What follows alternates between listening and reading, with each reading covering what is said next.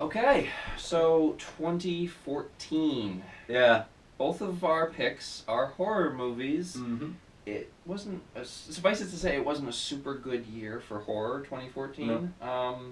It was a good year overall for movies. Yes. In my opinion. Yep, it was. I would say it was a pretty strong year. Not the strongest out of the last decade, but certainly one of the better ones. And that being said, what is your worst film of 2014? You know, let me just say I have never watched a movie based on a board game or any type of game that I have not liked. Yep. Until Ouija premiered. Is somebody there? This thing, it's haunting us. Hello? It's coming through all of us. So who's next? How do we stop this? You have to break the connection, or it will keep coming for you. We have to play the game again. One last time. As friends we've gathered, hearts are true. Spirits near we call to you. Can you show us a sign?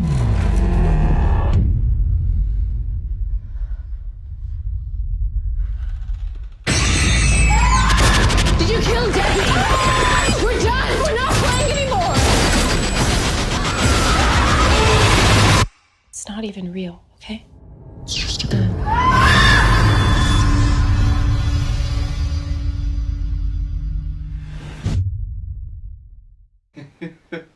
Oh my goodness. Yeah. You know, it's not often that the first installment in a duology or in a series ends up being astronomically worse than the second installment, which is actually pretty damn good. And that was a prequel too. Yeah, Ouija Origin of Evil is a prequel, and it is by far much better. Like, it's an actually coherent film.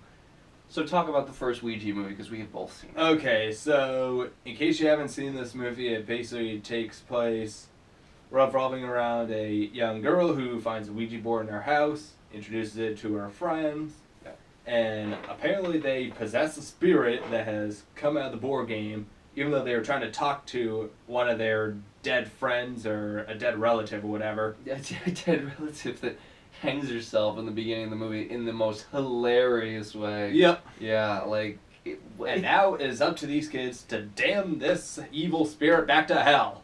Sort of. Yeah, they're trying... They accidentally awaken an evil spirit through this board game trying to contact their friend.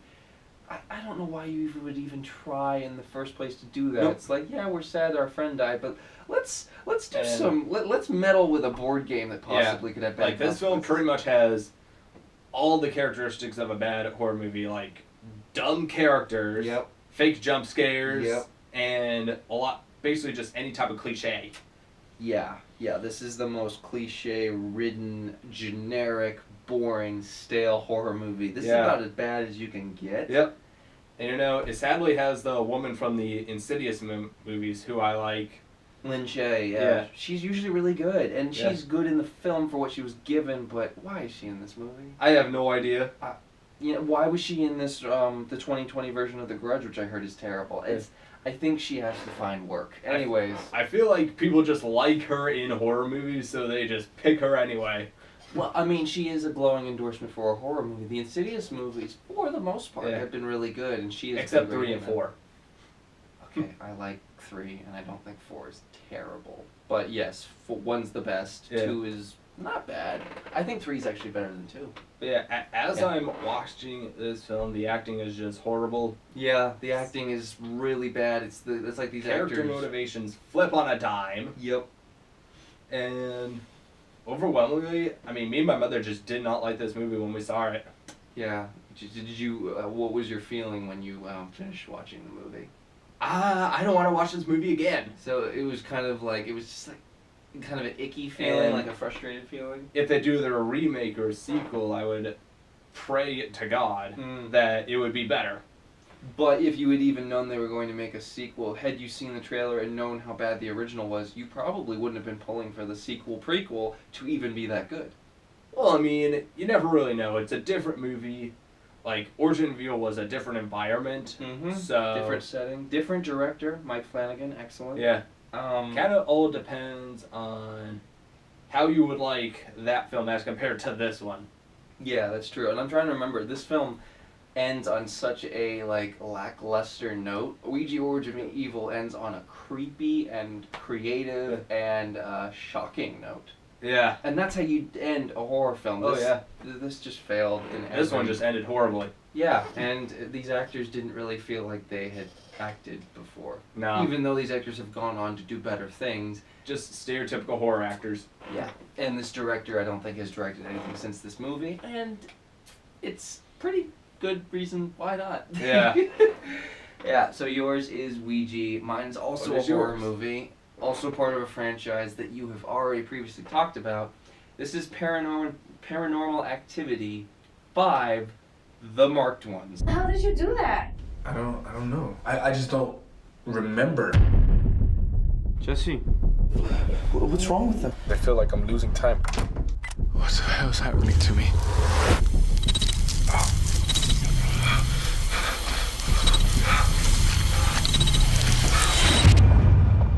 That's Katie, and that's Christy, my stepmother. So they possess Christy and then Katie. The ones that are marked, they become the permanent hosts. So what's gonna happen to him? He won't be Jesse anymore.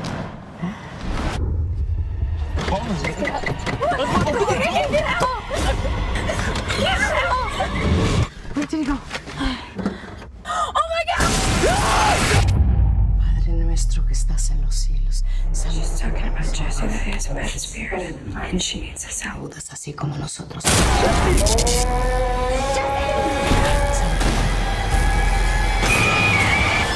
Ave María, llena eres de gracia, el Señor es contigo. Bendita tú eres entre todas las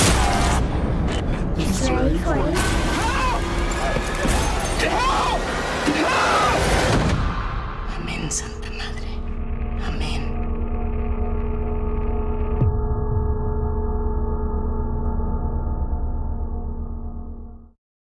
So I talked about this in our, what was it, 2012? Yeah. Yeah. This is technically the worst film in the franchise of Paranormal Activity because it tried to do things different than the first four because I guess people were like the fourth one was getting a little tired. But what they ended up doing was not, they ended up, it backfired on them and they were like, well, let's do something entirely different. And it just turned so many people off. The decision to get rid of the camera footage at night, like going through the nights, that's not even in this movie. They just completely scrapped it because it's like, oh well, this is a spin-off. Well, it's kind of a spin-off, but it's also a sequel. What really is it? It's a cash grab to make more money on this franchise. And the setting of this movie does not fit. It had interesting ideas. It's not super scary either. It's probably scarier than the fourth one because the fourth one, like, nothing happens. But this movie just completely failed, and I feel bad for everyone involved because the director of the Marked Ones went on to make both Happy Death Day movies, good movies, and he also made, I think, the fairly underrated Scout's Guide to the Zombie Apocalypse. So I'm glad that he went on to make better things. I'll tell you about it later. Scout's Guide to the Zombie Apocalypse? It was a zombie comedy with the lead guy from Ready Player One and a couple of other actors you might have recognized. Does it involve Boy Scouts and space aliens? No, it involves Boy Scouts and a zombie apocalypse. Oh. Yeah. It came out in 2015 and nobody really paid it any mind. I actually thought it was super fun. That's a different story. Anyways, Paranormal Activity, the Marked Ones, terrible. It also spits in the face of the first Paranormal Activity because of what it does in its final act that makes no sense.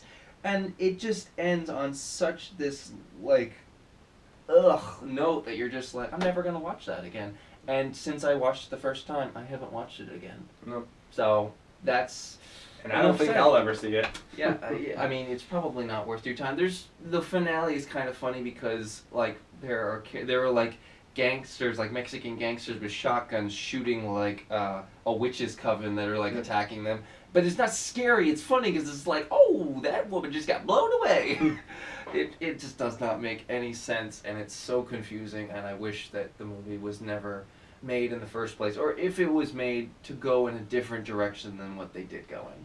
Because clearly when they went back to the ghost dimension, they just repeated exactly what the first 4 movies did. So it was like, try to do something different. Oh, it didn't work. Let's go back to the formula.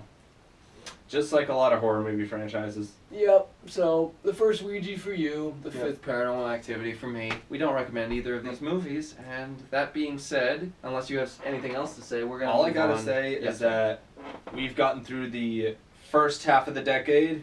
2015. That's where the movies start getting really bad. Yes. Yes, they did. 2015.